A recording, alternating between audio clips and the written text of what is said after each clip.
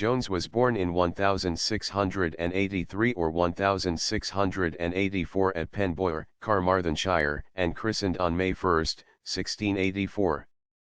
Jones was an enthusiastic member of the Society for the Promotion of Christian Knowledge, and in 1731 he started circulating schools in Carmarthenshire in order to teach people to read. The schools were held in one location for about 3 months before moving, or circulating, to another place.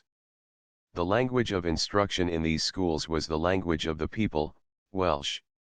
The idea was met with enthusiasm, and by his death, in 1761, it is estimated that over 200,000 people had learned to read in schools organized by Jones throughout Wales. But in doing so he created a country with a literate population with a deep knowledge of the Christian scriptures.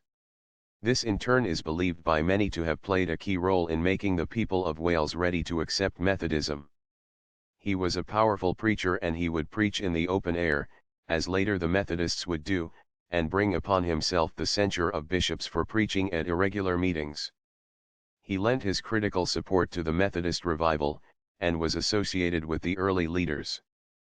His work was sponsored by the wealthy philanthropist Bridget Bevan, who continued to manage and support the schools after Griffith's death.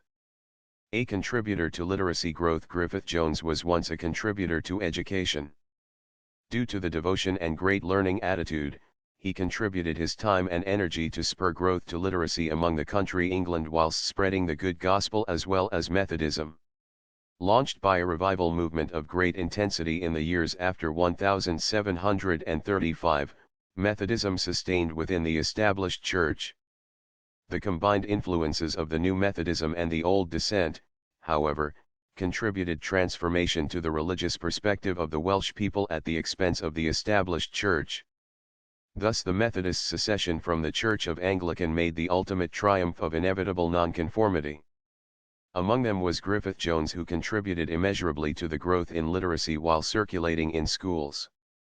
Later stage of his life, he married his wife Margaret, who was described as a charitable and pious woman.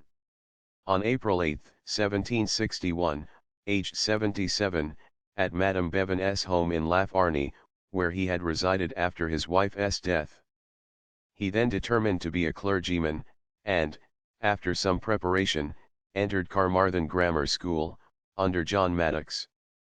About 1707 he applied for ordination, and, according to John Evans of Ecclesby Cymyn, 1702–1782, QV, was rejected more than once, but owing to the influence of Evan Evans, vicar of Clydew, Thames,